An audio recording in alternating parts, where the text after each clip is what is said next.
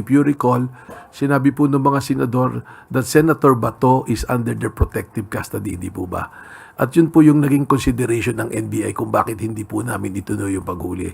Meaning, nung sinabi mo pong under protective custody, meron po akong sinabing statement noon na sana pagkakailanganing iharap si Senator Bato sa isang mang korte o kung saan mang ahensya na kailangan siyang humarap, ang Senado po ang may karapatan o ibig sabihin sila yung may responsibilidad po na iharap po si Senator Bato.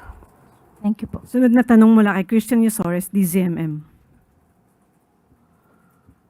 Good morning, sirs. Were you able to attend po yung meeting with the President this morning? Sir Melvin and Sir Tartates. Opo, meron po kaming pagpupulong. Nagkaroon po ng pag-uulat sa nangyari po kahapon. And ano po yung may naging bilin po ba ang Presidente or instructions moving forward after the incident last night? Pero po, siguraduhin ng investigasyon ay makatotohanan at parehas at lumabas kung sino talaga ang mga may pagkukulang at kung ano talaga ang may mga pananagutan at siguraduhin tawagin at pananagutin yung mga taong may dapat panagutan sa pangyayari pong ito.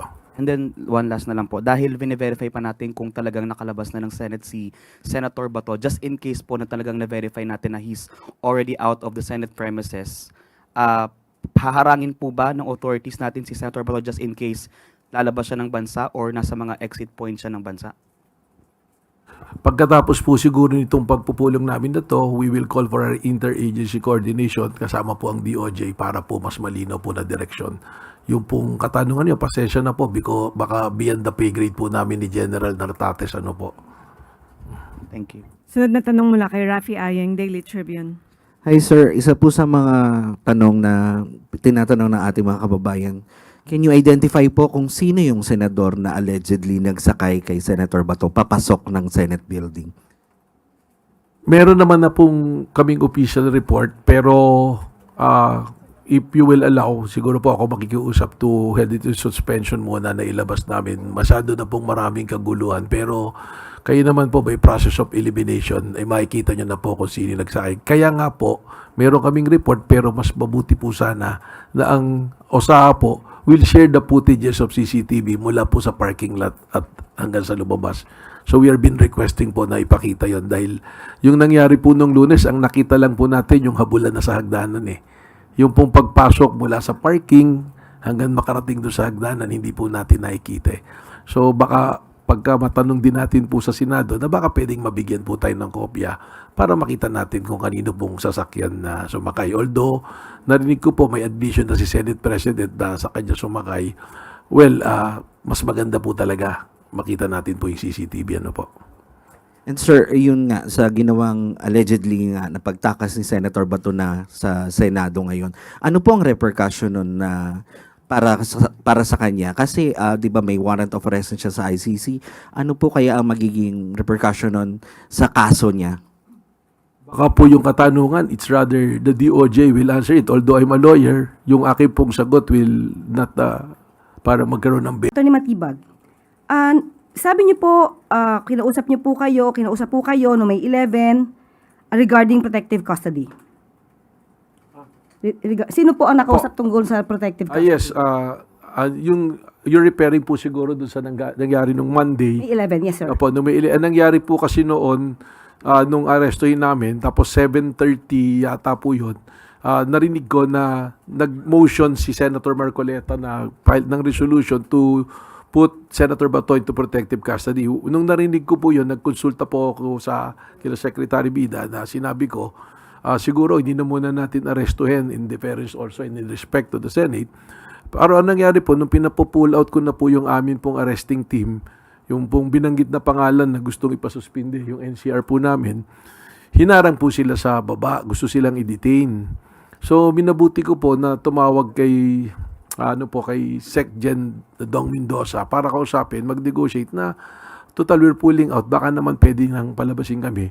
So, ginawa ko po, pumasok po ako sa Senado expecting to talk to Senate President Alan Peter Cayetano. Nung pagpasok ko po sa pintuan, andun po si Senator Ivy, Senator Pia Cayetano, Senator Loren, Senator Mark Villar, Senator Marcoleta initially, tapos dumating po Senator Jinggoy and Senator Bongo. So, dun ang sabi ko, hindi na naman kami mag-aaresto. Ang purpose na lang po namin, palabasin yung mga ahente. So, nung una, yung po nilang pumayag. So, until nagkasundo po kami na to release them na ako po yung mamamahala at magkaroon kami ng parallel investigation sa nangyari. So, nung in-interview po ako, doon ko po sinabi yon na yung protective custody, we are expecting na dahil nasa Senado na, sinabi nila yan, it means that they are responsible doon sa pagkatao ni Senator Bato at kung may mga ilangan na siya humarap, dapat ang Senado ang magbibigay. At nabanggit ko rin naman po yan sa aming pong pagpupulong. At lumalabas naman po talaga na nabigyan ng Senado ng protective custody.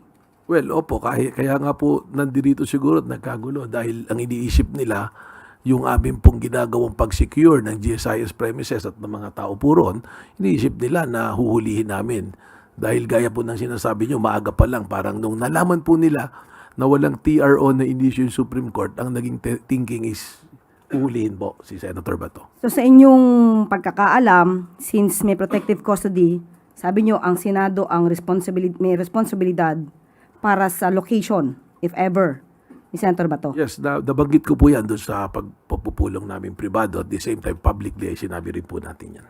So kung talagang wala na, according to some sources, confirmed daw na wala na Senator Bato sa Senado, ano po ang mararamdaman nyo since kayo po yung nakipag-usap sa Senado? Well, malungkot po yun dahil I feel na dapat yung aming pong usapan dyan, it should be honored po yan eh.